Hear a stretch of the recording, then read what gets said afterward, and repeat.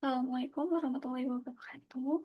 Saya Akvalina Nurpurnama dengan NIM 2430611034. Di sini saya akan menjelaskan terkait jawaban hasil UTS saya. Nomor 1, di sini ada tabel analisis penyimpanan target dan realisasi biaya, laba, dan juga penjualan. Untuk komponennya itu ada penjualan, biaya variabel, biaya tetap, total biaya, dan juga laba bersih. Untuk nominalnya ada pada kolom target dan juga realisasi. Dan di sini ada juga selisih dari target dan juga realisasinya. Nah, di sini kita akan menentukan keterangan dari setiap komponennya. Baik, untuk analisis penyimpanan atau variance analysis ini bertujuan untuk melihat apakah kinerja keuangan suatu usaha lebih baik atau lebih buruk dibandingkan dengan target yang telah ditetapkan. Nah, terdapat dua istilah yang dapat kita isi pada kolom keterangan nanti. Yang pertama itu ada favorable atau menguntungkan.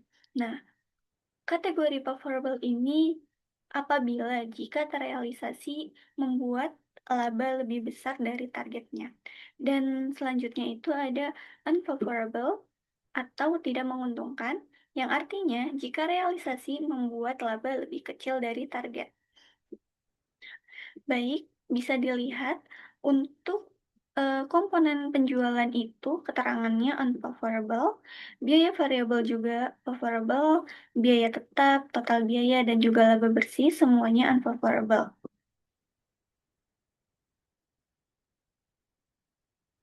Nah, mengapa? Yang pertama penjualan atau revenue. Nah, mengapa bersifat favorable? Karena pendapatan yang masuk ke perusahaan kurang dari yang diharapkan. Untuk yang kedua itu ada biaya variabel sama biaya tetap. Mengapa biaya ini juga masuk ke kategori unfavorable? Karena jika realisasi lebih besar dari target, maka hasilnya adalah unfavorable karena mengurangi kompensasi laba. Yang dimana biaya variabel naik 5 juta dan juga biaya tetapnya itu naik 2 juta dari anggaran.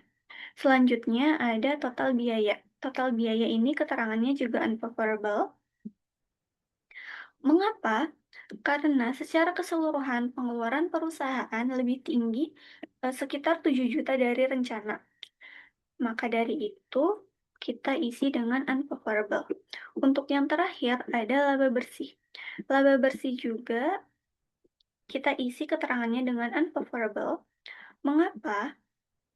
Karena penurunan laba sebesar 17 juta ini disebabkan oleh dua faktor negatif, yaitu penurunan omset penjualan dan juga kenaikan biaya operasionalnya. Ini adalah hasil akhir, laba yang diperoleh hanya 33 juta dari targetnya yaitu 50 juta. Bisa dilihat pada kolom target dan juga realisasi. Sehingga selisihnya itu adalah 17 juta. Lanjut, untuk soal yang nomor 2 itu, identifikasi biaya mana saja yang termasuk biaya tetap dan juga variabel, serta berikan penjelasannya. Di sini tertera tabel yang berupa jenis biaya, ada jumlah, ada kategori, dan juga penjelasan. Untuk jenis biayanya itu ada sewa pabrik, gaji manajer produksi, bahan baku, ada upah tenaga kerja langsung, dan juga listrik pabrik dan biaya iklan tetap. Baik, untuk kategori sewa pabrik itu jumlahnya 10 juta, dikategorikan biaya tetap. Mengapa? Karena biaya sewa biasanya bersifat kontrak, penjualannya itu per bulan atau per tahun, sehingga jumlahnya tidak berubah meskipun pabrik memproduksi sedikit ataupun banyak barang. Untuk selanjutnya itu ada gaji manajer produksi.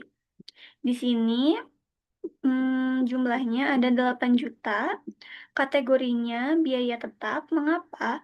Karena manajer umumnya adalah gaji bulanan, bukan upah harian ataupun per unit, sehingga tidak dipengaruhi oleh volume produksi.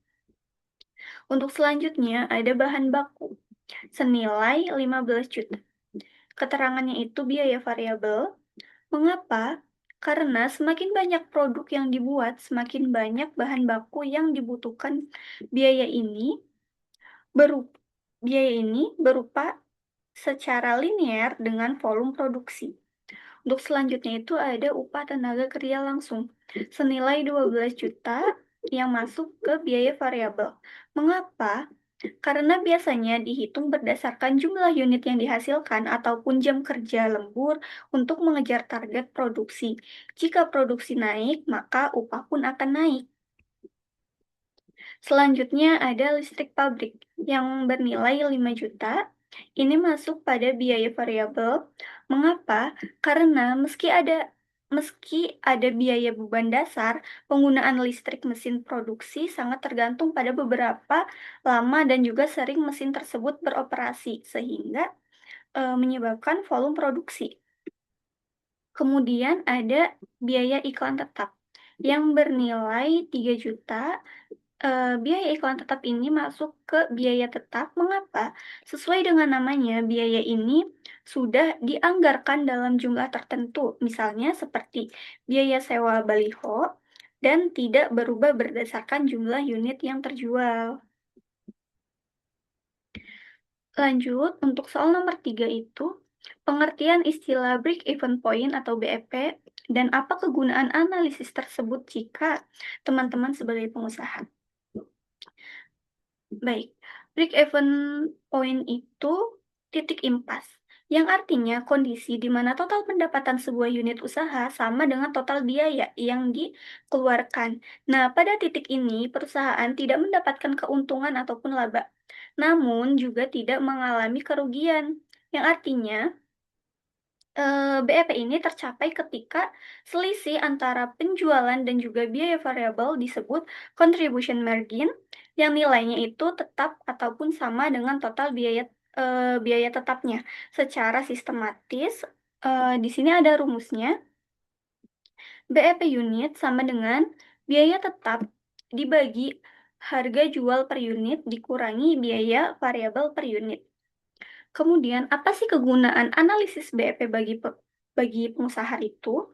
Nah, jika kita memposisikan diri sebagai pengusaha, analisis ini bukan hanya sekedar angka di atas kertas, melainkan sebagai kompas strategi untuk mengambil keputusan.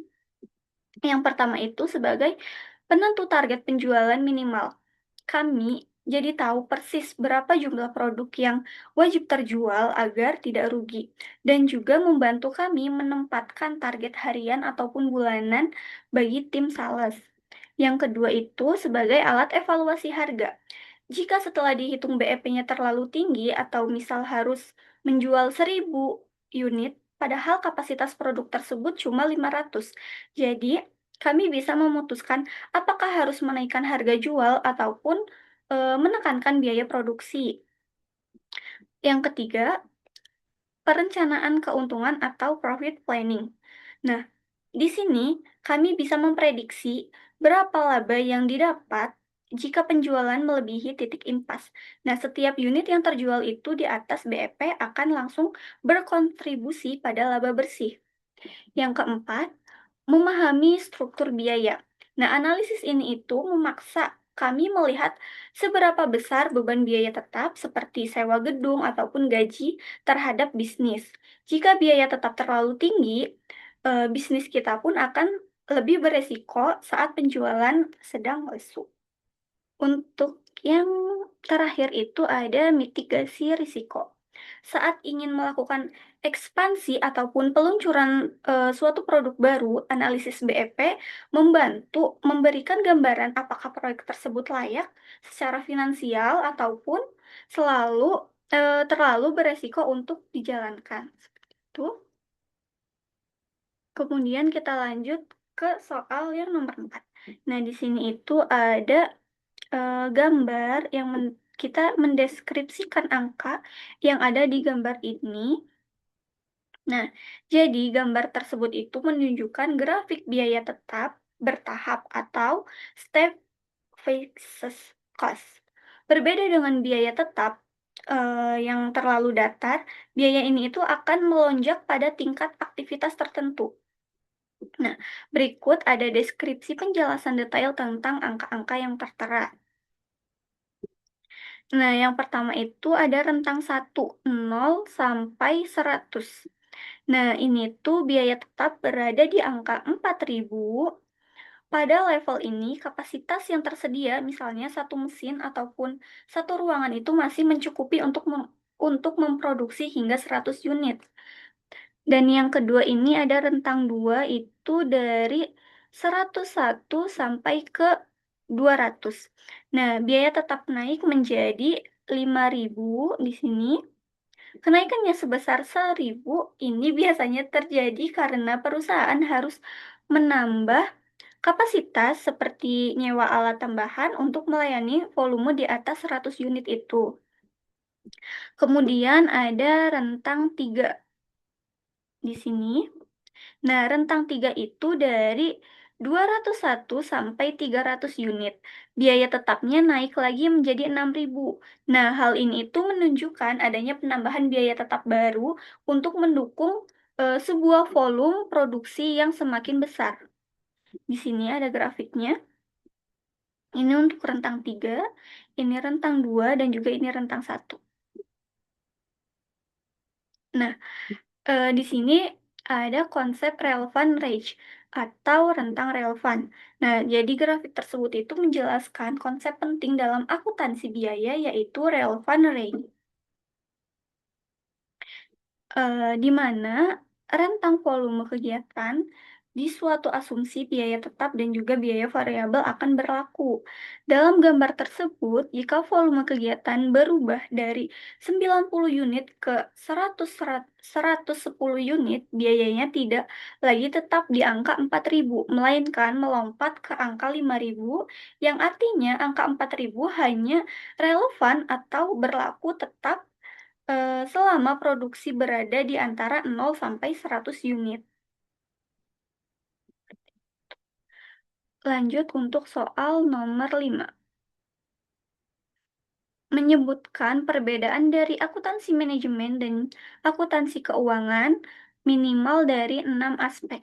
Nah, di sini saya mengambil aspek yang pertama itu ada tujuan utama, pihak pemakaian, dasar penyusunan, rentang waktu, tingkat keperincian, serta sifat informasi.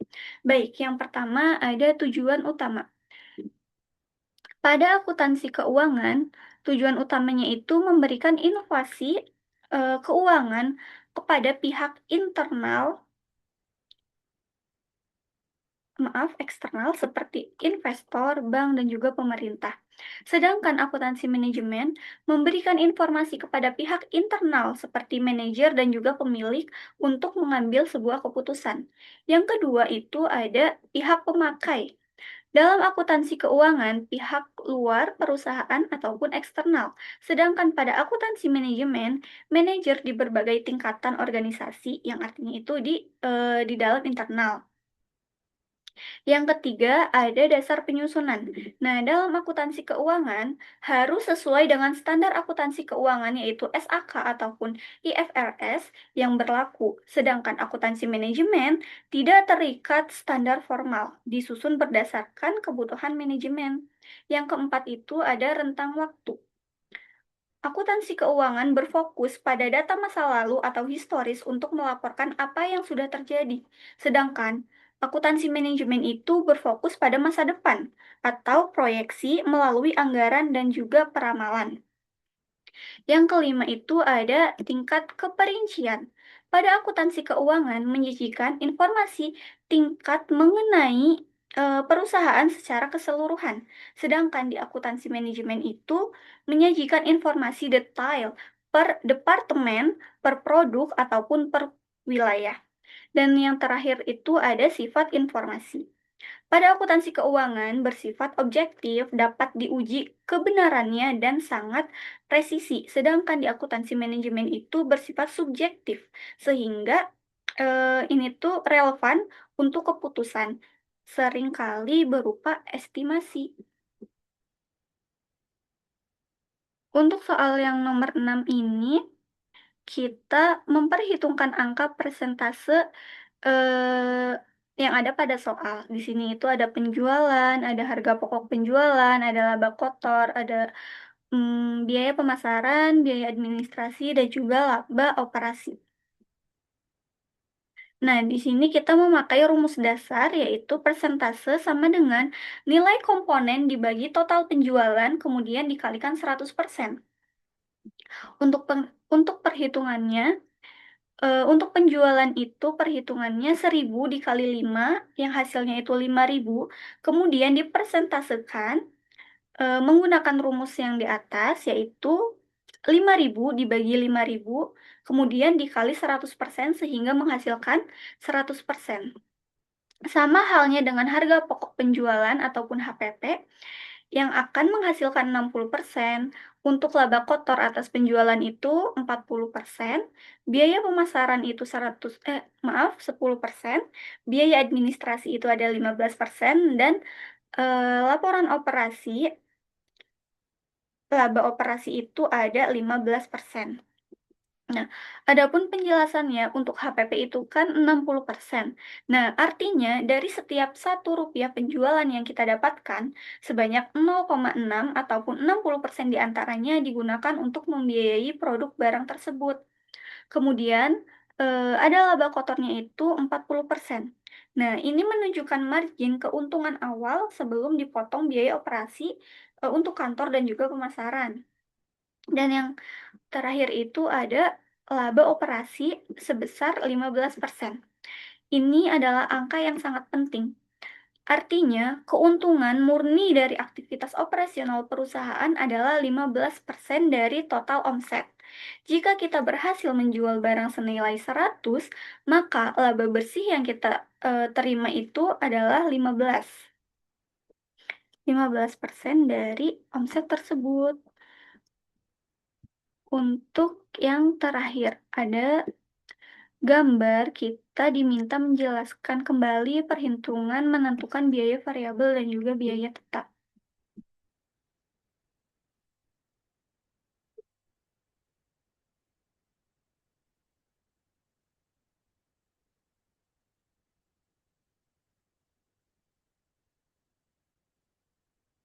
Baik, bisa dilihat pada soal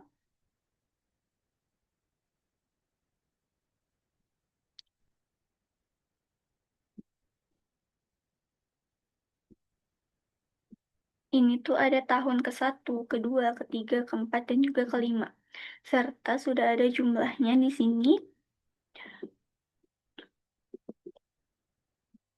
Nah, jadi tabel tersebut menggunakan metode least square atau kuadrat kecil untuk memisahkan biaya campuran menjadi komponen, biaya tetap, dan juga biaya variabel. Nah, metode ini menggunakan Y sama dengan A plus BX, yang dimana Y itu total biaya atau overhead pabrik, X-nya itu volume kegiatan, A-nya itu biaya tetap, dan juga B biaya variabel per unit. Dari data tabel yang ada di soal itu, menunjukkan bahwa N itu 5 ataupun, jumlah tahun yang terdata. Terus untuk sigma X-nya itu ada 4.680,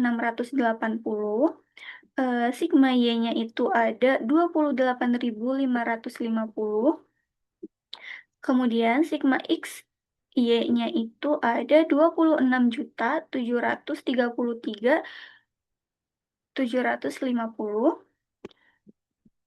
dan ada sigma X kuadratnya itu bernilai 4.385.350.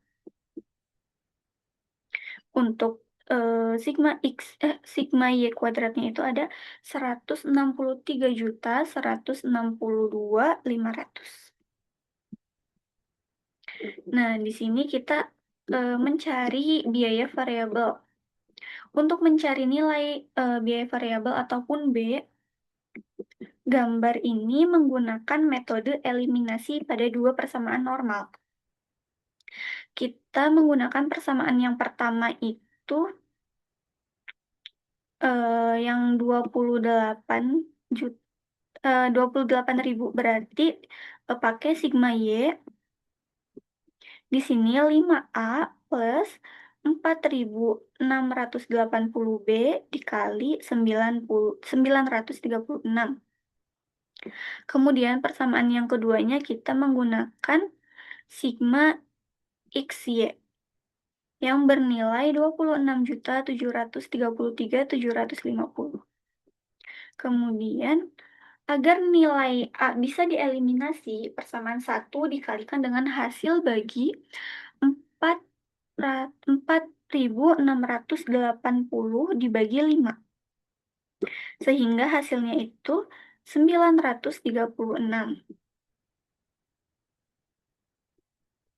Nah, di sini ini ada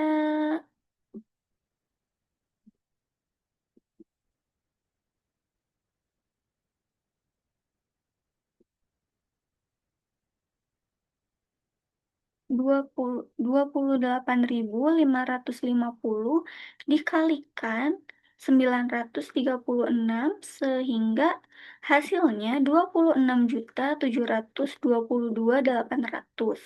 Kemudian 5A kita kali dengan 936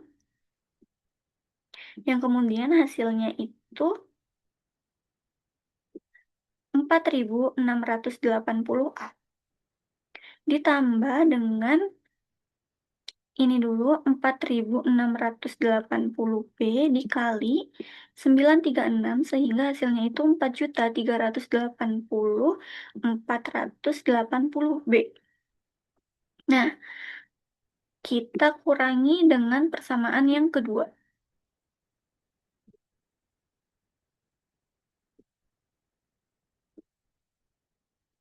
Ini ada 10.950 sama dengan 4.870B. Sehingga nilai B-nya itu 2,25 dan ini adalah biaya variabel. Kemudian mencari biaya tetap ataupun A.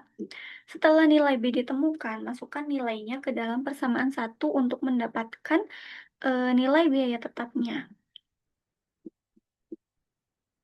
Di sini ada 28.550 sama dengan 5A plus 4.680 dalam kurung 2,25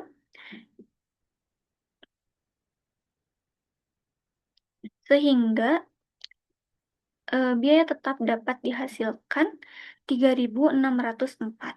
Nah, ini adalah hasil untuk biaya tetapnya. Jadi, untuk yang 3.604 itu biaya tetap, untuk 2,25 itu adalah biaya variabel. Kesimpulannya, berdasarkan perhitungan ini, model biaya untuk overhead pabrik ini adalah Y plus 3.604 ditambah 2,25X. Untuk penjelasannya, setiap bulannya perusahaan akan mengeluarkan biaya tetap sebesar 3.604 meskipun tidak ada produksi sama sekali, yang artinya X-nya itu 0. Untuk setiap penambahan 1 unit volume kegiatan, biaya akan bertambah sebesar 2,25. Nah, metode ini dianggap paling akurat dibandingkan metode yang Higlow itu karena menggunakan keseluruhan titik data yang tersedia untuk menentukan tren biaya sehingga menghasilkan hasil yang efisien. Oke, mungkin itu saja yang dapat, saya sampaikan, kurang lebihnya mohon maaf. Wassalamualaikum warahmatullahi wabarakatuh.